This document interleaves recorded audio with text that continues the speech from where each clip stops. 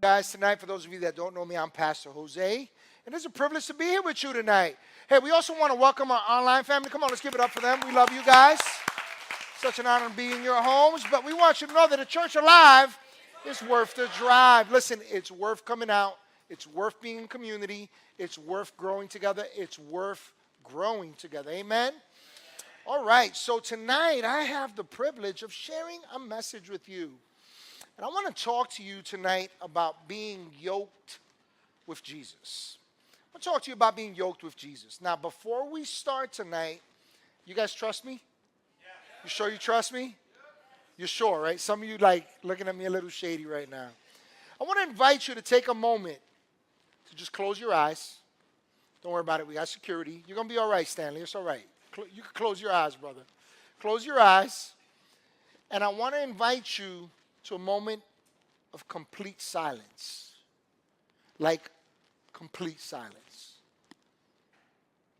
And in that moment of complete silence, I want you to take time to quiet yourself down and to connect with Jesus.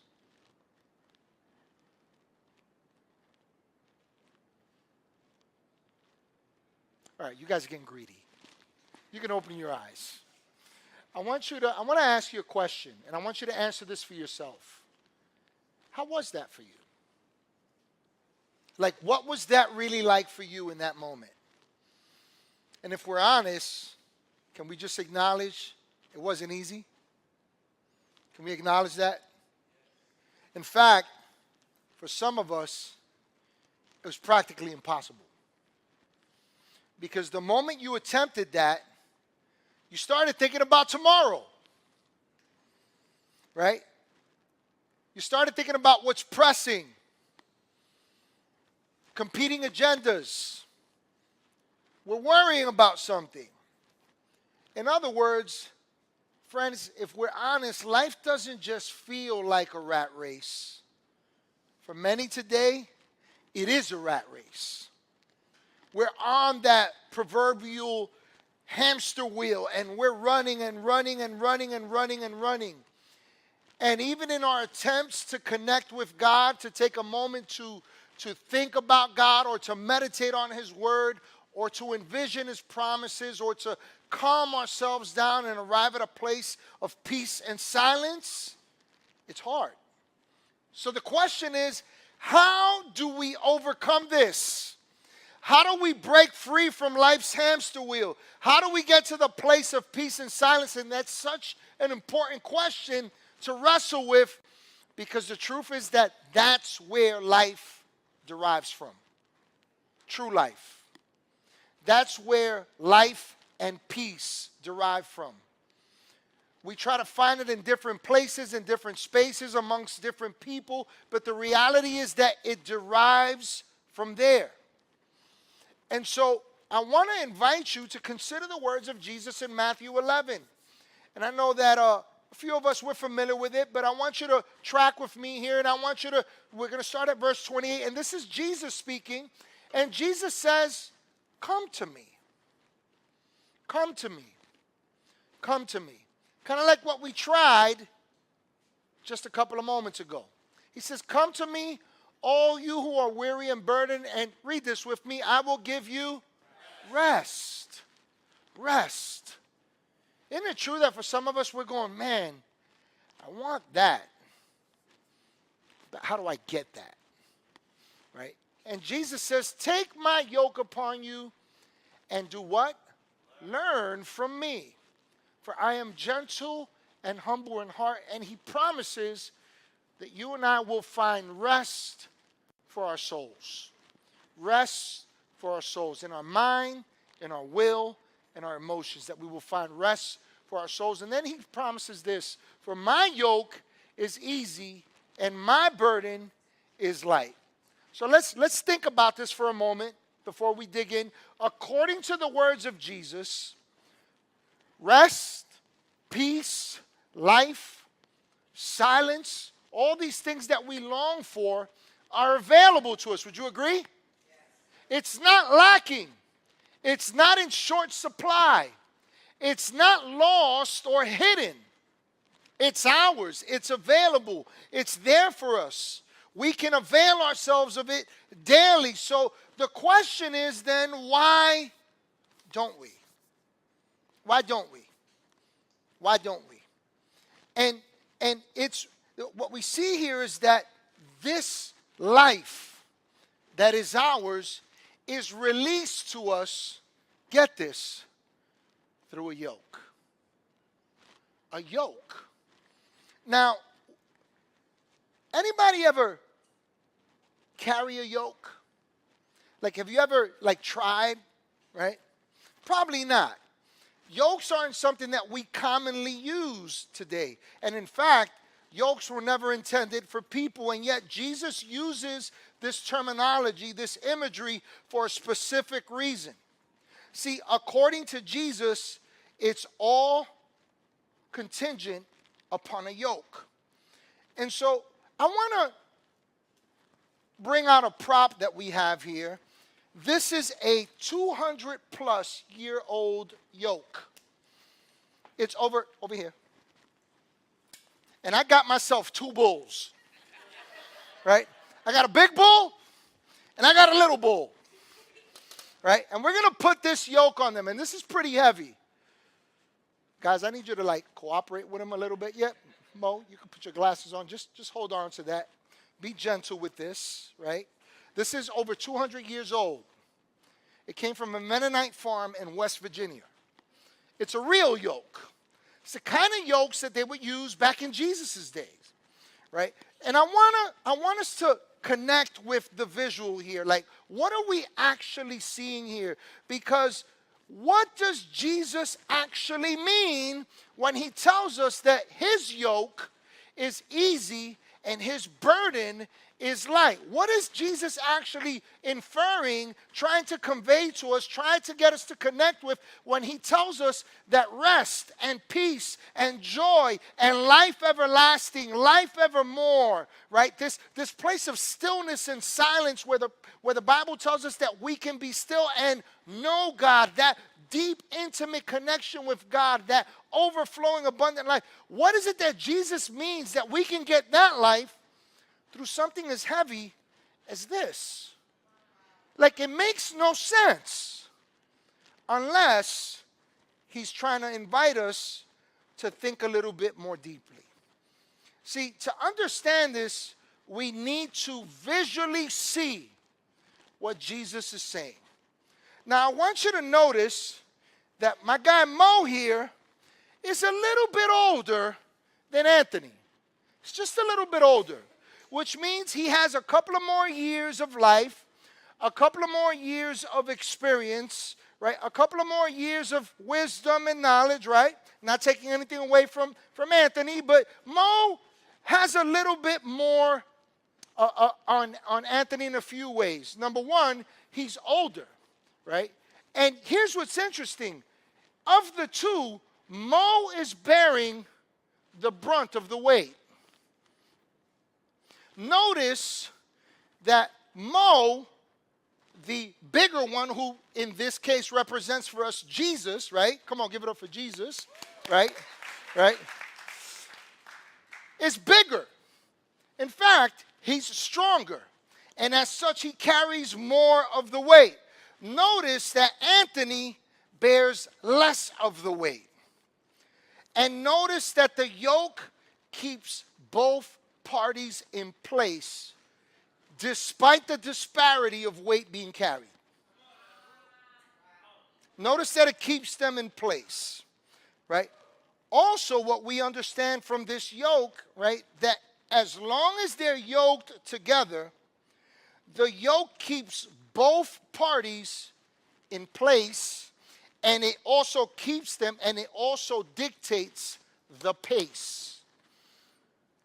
Right? It dictates the pace. Right? At the rate, the level that life is experienced, right? And the yoke serves greater purposes. Because you see, this tool that has been used for ages, this particular tool had a greater purpose. You see, the yoke provides experience for an inexperienced ox. The way this worked, you would pair a older, stronger, more experienced ox with a younger, more vibrant, right? And more eager ox who knew no better. See, so, but more than that, it wasn't just the experience. The yoke is also intended to break the younger ox out of its immaturity. Right?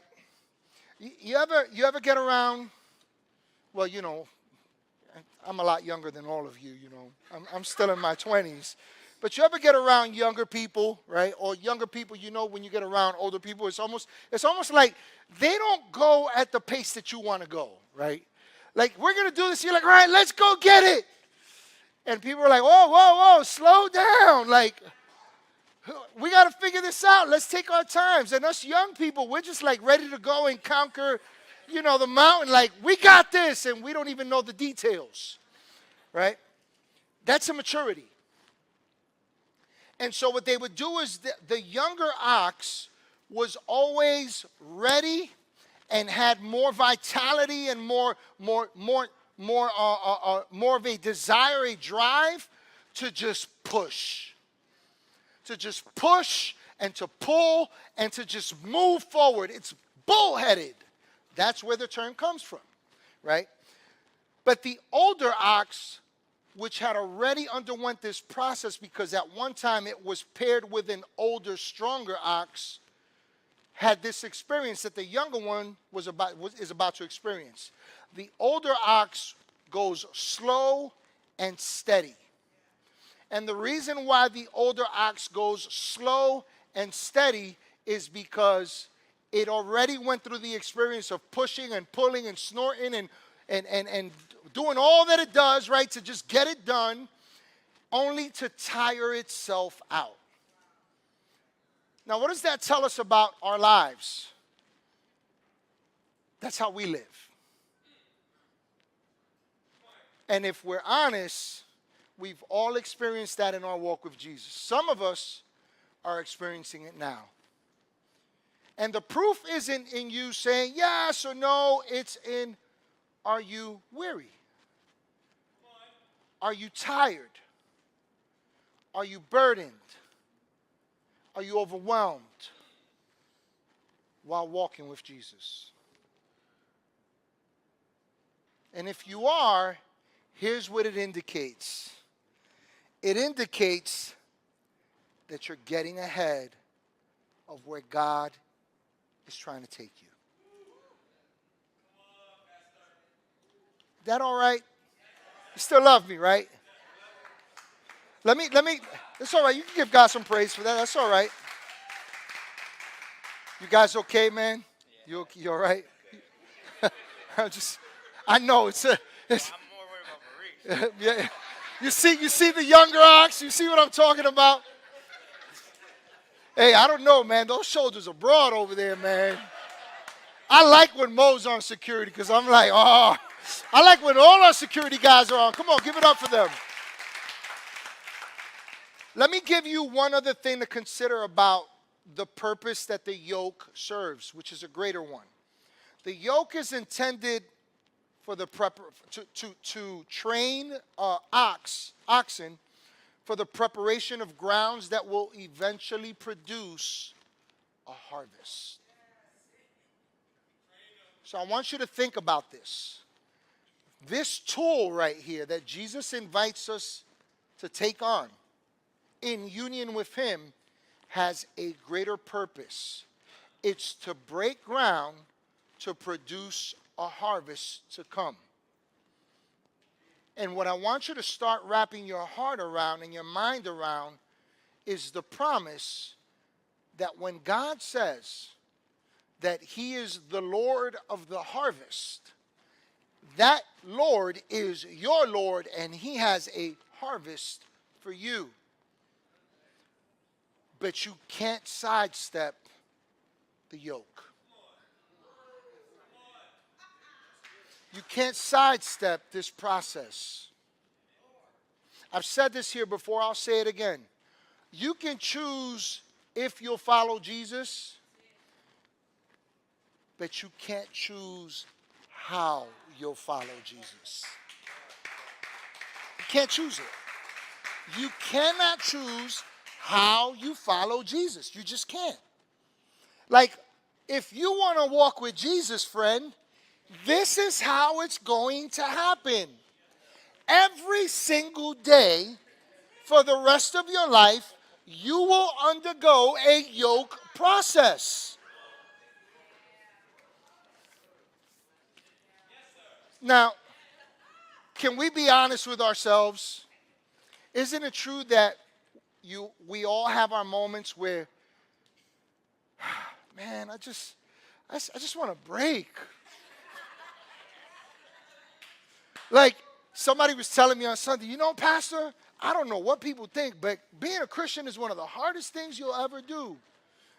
Yeah, he was feeling the weight of the yoke. So, because we tend to get weary, think about this. Jesus is talking to people that he's inviting to walk with him. And he's saying, I know you're weary, and I know you're burdened, and I know life's hard, but I'm going to invite you to a process that may feel that way unless you're missing the point of the yoke, right? Can we give it up for our two ox? Right? You all right? Let's take this off of them, right? Easy, please. I'm not concerned about them. I'm concerned about the yoke. I'm concerned about the yoke. I love you guys. Come on, give it up one more time for them. Thank you, man. You know, the question is, why would Jesus use the example of a younger and older ox paired together to teach us about life and about relationship with him? And let me tell you why, friends. It's because it's an accurate depiction of the tension that we navigate daily. It's an accurate depiction. It is absolutely accurate. You know what it also indicates? That we need to be broken out of our immaturity.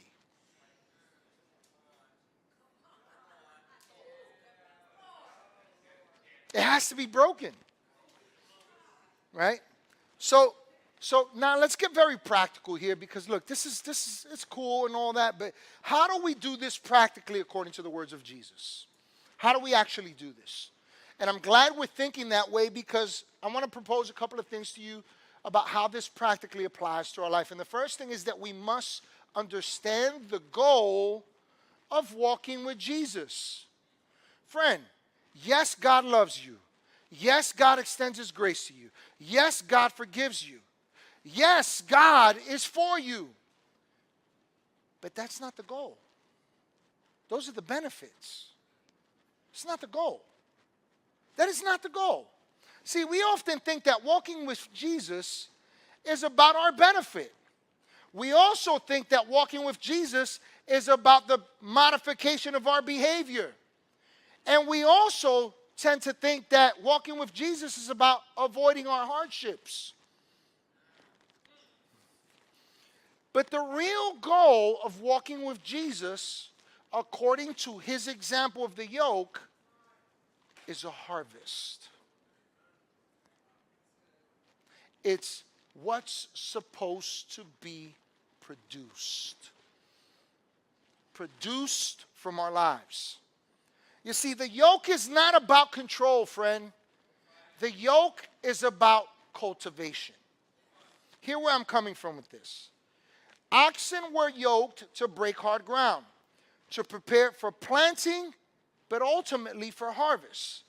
And when we take his yoke, our pace, our purpose, our perceptions are renewed. His yoke doesn't just give us rest, it rewires us. It rewires us. It rewires how we see ourselves.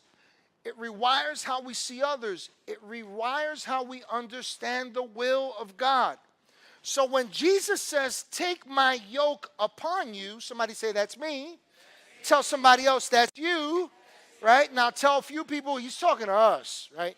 Yeah, this is about us. About you too online. This pertains to all of us. When Jesus says, take my yoke upon you, he's inviting us into a partnership where he does the heavy lifting, listen closely, and teaches us how to walk in rhythm with him. So our lives can then become fruitful. In John 15, Jesus puts it this way. He says, you didn't choose me. Oh, you thought you chose me? No, I chose you. And then he says this, and I appointed you. I created you to bear much fruit, fruit that will last.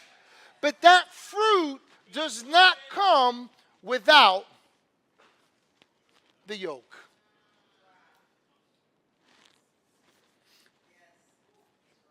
So what this teaches us is that the burden, quote unquote, of walking with Jesus is not doing more. We need an accurate understanding of what this yoke actually represents. It's not about doing more, listen closely, it's about learning more. How do we know that? Because Jesus says, take my yoke upon you, right? He says, you're weary, you're burdened? Okay, well, take my yoke upon you, right? And he says, and learn from me, and you will find rest for your souls. So the yoke is learning. And as we learn his way, listen closely, we walk into our harvest. Do you realize, friend, that walking with Jesus is not about religion? Walking with Jesus is not about behavior modification. Walking with Jesus is not about becoming better for him so that I feel better about myself, right? Walking with Jesus is about learning his ways and walking them out on an everyday basis. And even in our mistakes, there's learning as we get back up. The invitation is to learn and apply. And I know that each and every one of us feel this way. Man, that feels heavy sometimes. Can I just say, welcome to carrying your yoke. Welcome. Because, hey, it's going to feel heavy at times doing what's right when what's wrong feels right. It's going to feel heavy sometimes when everybody around you says, no, and you're saying, yes, God. It's going to feel heavy when you're in school and you are secure in your own, in your own identity in Christ, but everybody around you is laughing at you, mocking you. When you're at work and you're doing what's right and people are going, man, you can get way more money in overtime if you would just do it the way I do it. It's going to feel heavy. You're going to feel like the oddball. So here's a question, friend, as we start to dig into this. What areas of your life are hard ground right now? Right? Could it be that walking in step with Jesus is how that ground gets broken up for fruitfulness? Could it be? Is that all right? So now that we're kind of tracking here, I want to invite you a little bit deeper to some practical steps. So first point, we must understand the goal of walking with Jesus. It's not for our benefits. Those are just benefits, right? It's to learn and apply so that we can step into the harvest that he's appointed for us. Amen? The second point that I want you to think about here is that your yoke will choke you. Your yoke will choke you. What am I talking about? Think about this. Every one of us is yoked to something. We're all yoked to something. That's why Jesus says, take my yoke.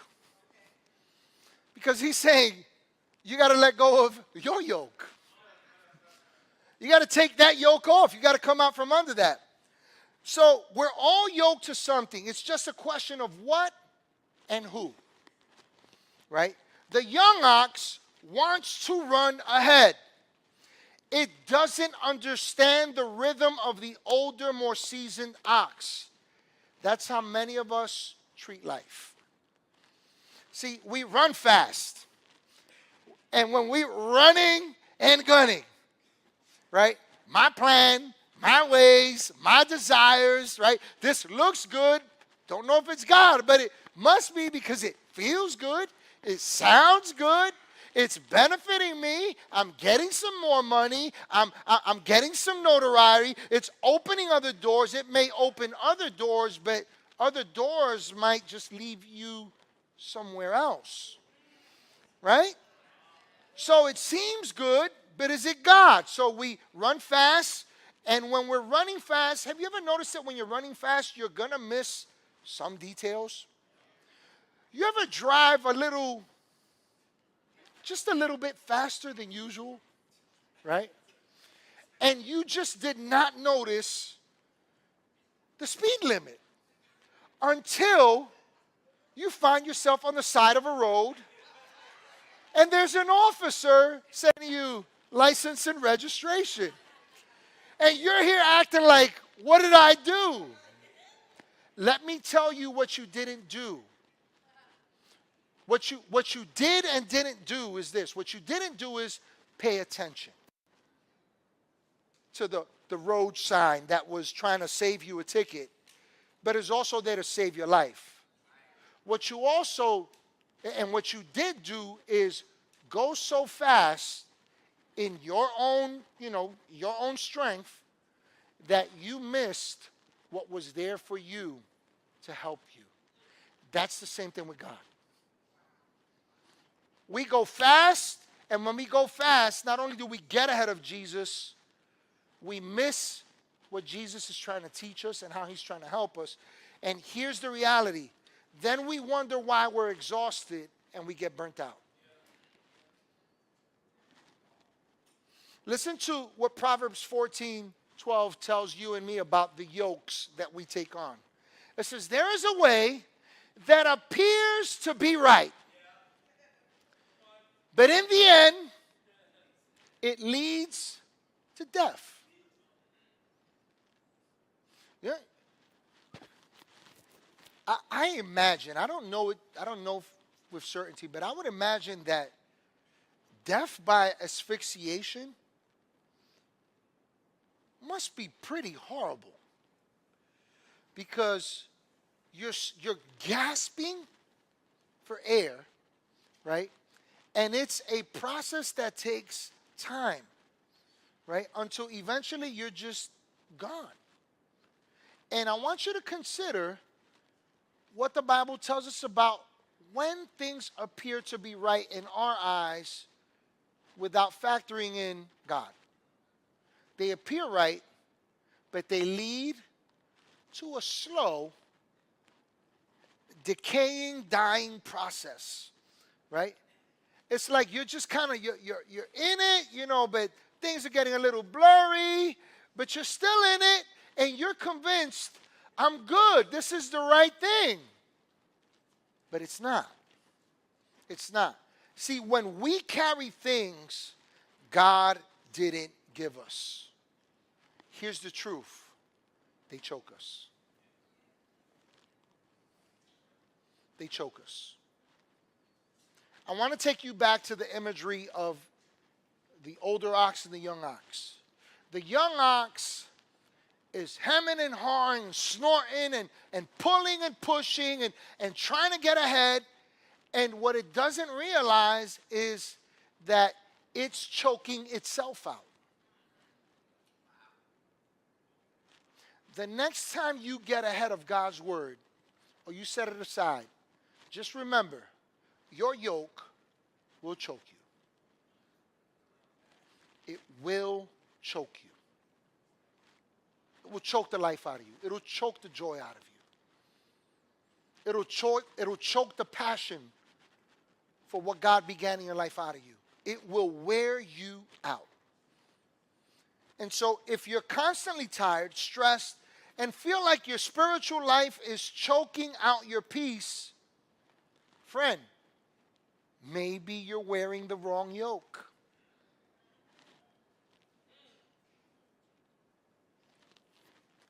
Anthony, come on back up here. Josh, and G, come on up here. Come on up here. No, Mo, we don't need you. Let's put that yoke back on.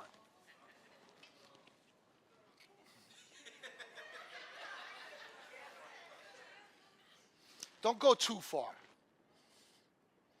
And Anthony, I want you to navigate holding this for yourself however you can.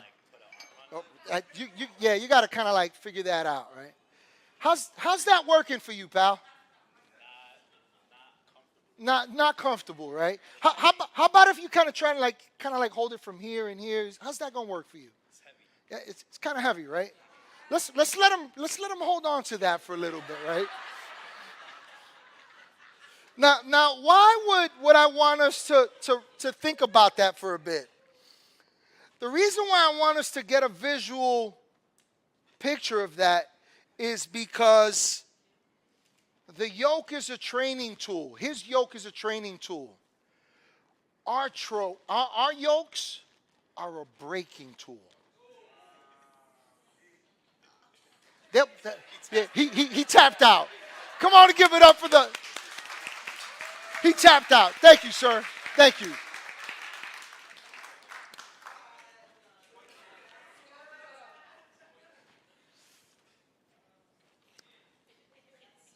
You know,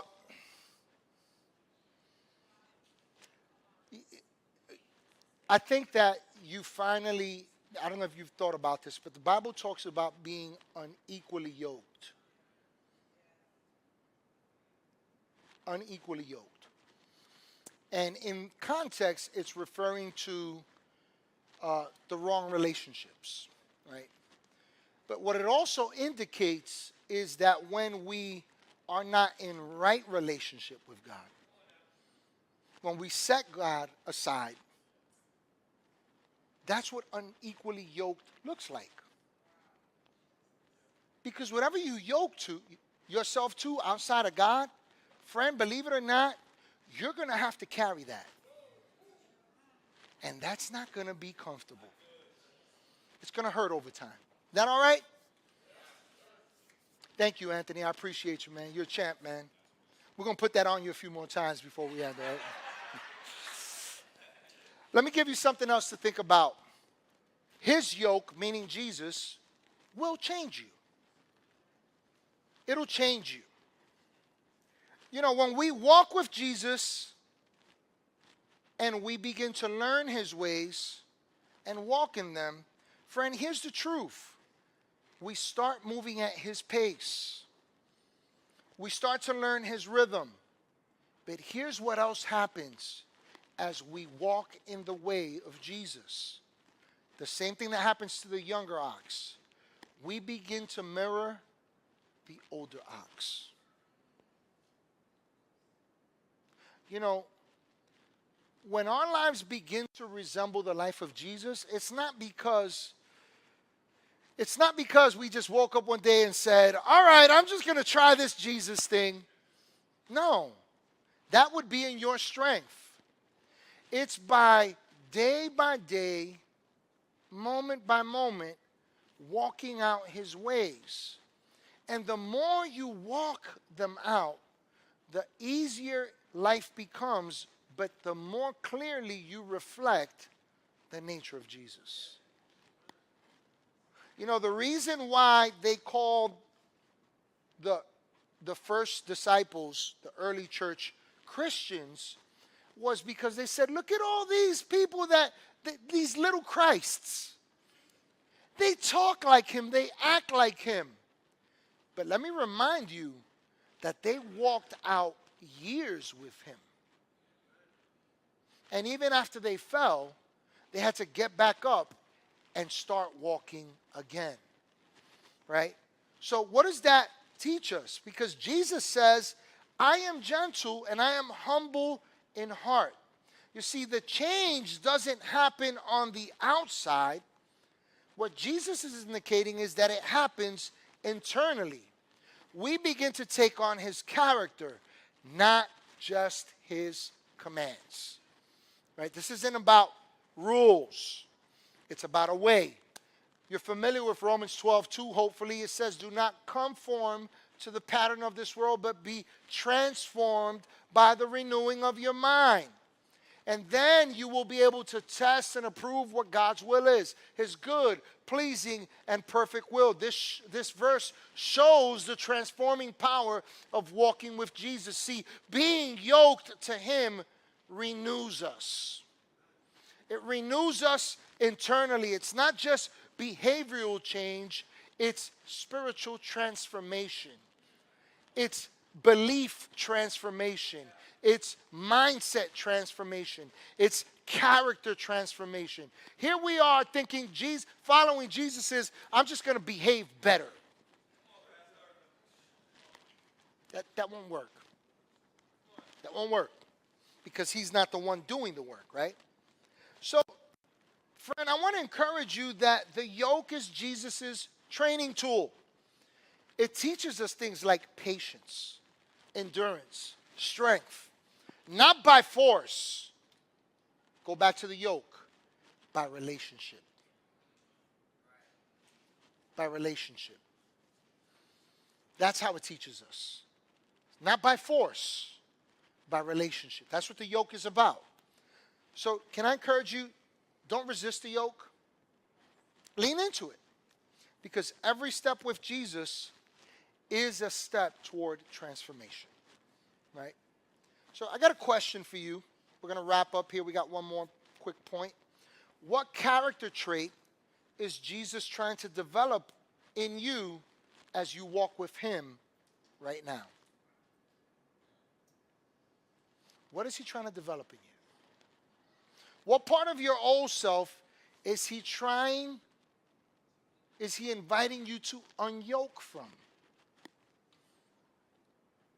And what are the lessons he's trying to teach you that will lead you to a harvest that you're not getting by doing things your way? Which leads me to a final point. And it's simply, will you come? Will you come? Because Jesus doesn't force this on us. He says, come to me, all you who are weary and burdened. I'll give you rest. Just come. Come to me. Come to me. And unfortunately, what some of us do is we run from him instead of running to him. You see, Jesus' final words in this passage is not about work. It's about our invitation. It's an invitation. It's an invitation that's extended to all people. Everyone. I'll prove it to you. We all get weary. We all get burdened. We all grow tired. Even while walking with Jesus. Isaiah 55 mirrors this point. I'm going to read a few portions from verses 1, 2, and 3. In verse 1, actually this is a prophecy relating to Jesus. And it says, come, all you who are thirsty. Come to the waters. And verse 2, the prophecy goes on to say, listen to me. Eat what is good, and you will delight in the richest of fare. In verse 3, he says, give ear and come to me. Listen that you may live. You know, this is a prophetic invitation that aligns with Jesus' call to all of us in Matthew 11. God is always calling us to come. Not because we have something to prove. Not because of that.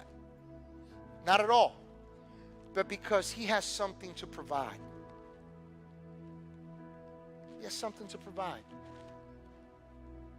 And I get it that some of us right now, we're struggling with this. Because you're like, yeah, come to me, come to me. I'm coming to you, Jesus.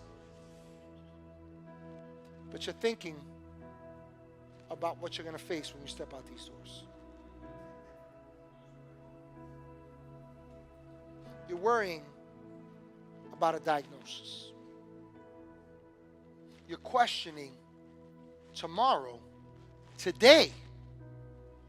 You're not at tomorrow, but you're taking from tomorrow to expend it on worry today. See, he has something to provide. It's life. It's rest. It's abundance. The call is simple, but it's packed with promise. He says, come to me. Let me be clear. He doesn't say, come to a religion. He doesn't say, come to rules. He says, come to me. Come to me. Come into relationship with me. See, his yoke is easy, not because life is easy, but because he carries the weight when we're learning his ways and walking in them. So, friend, if life feels heavy while attempting to follow Jesus, it doesn't mean you're not following Jesus, but it does mean that you're carrying something that you have been told to let go.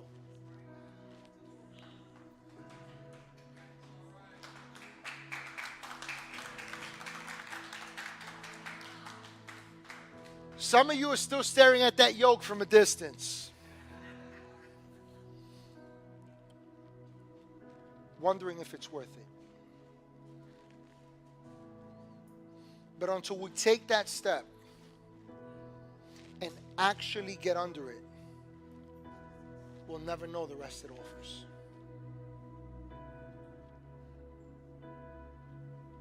And so, would you come? Like, will you actually take a step and come? Will you come? Can I give you an accurate depiction of many people's experience in following Jesus? We hear the call to come, but we remain where we are at. Kind of like right in this moment. We'd rather sit. We'd rather wait. We'd rather wonder, when will be the day that I see a breakthrough? Friend, the word come actually means come. Every head bowed, every eye closed. I leave you with that question.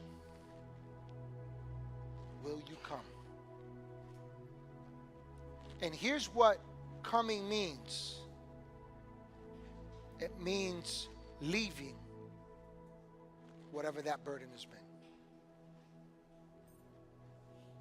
Like, why do you want to hold on to it when you can't carry it? When it produces stress and worry and pain and hurt and frustration. When all it produces is doubt and anger, anxiety. Jesus says, come. Come. Hey everybody, thank you so much for joining us here at Church at the Bridge today. I pray that you had a personal encounter with God, that He spoke to you powerfully, and that He met you at your place of need with this message. I also want to encourage you to go ahead and subscribe to our YouTube page. By doing so, you'll be able to check out past messages, past events that we've done. You'll also be able to see what's happening now and those things that are to come. And lastly, I'd like to invite you to join with us in all that God is doing with your giving. Feel free to do so on our website. Again, thank you again for joining us, and I can't wait to connect with you next week.